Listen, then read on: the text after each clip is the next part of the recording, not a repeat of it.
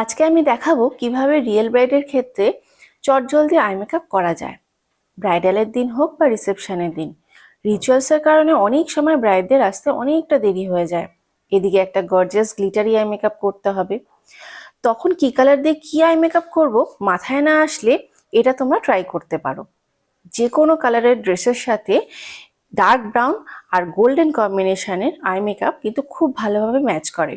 তাই প্রথমেই dark brown কালারটা নিয়ে চোখের আউটার কর্নার আর ক্রিজ এরিয়ার হাফ পোর্শন পর্যন্ত ব্লেন্ড করতে হবে।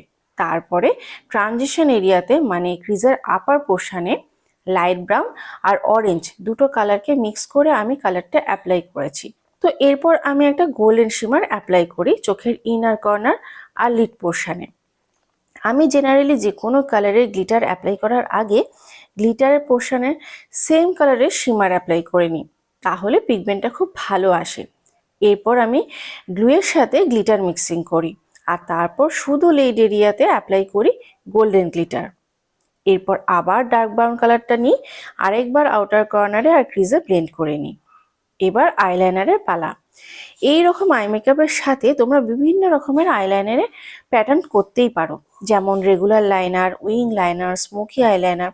যে কোনো একটা তোমরা রিসেপশন লুকে করতেই পারো, খুব ভালো মানাবে এই আই মেকআপের সাথে। এক্ষেত্রে আমি রেগুলার আইলাইনার অ্যাপ্লাই করেছি আর মাস্কারাও অ্যাপ্লাই করে নিয়েছি। তো এই হচ্ছে আজকের ইজি ওয়েতে খুব সুন্দর একটা গ্লিটার আই মেকআপ রিসেপশনের জন্য। তোমরাও ট্রাই করো আর জানিও কেমন লাগলো এই আই মেকআপটা। ভালো থেকো।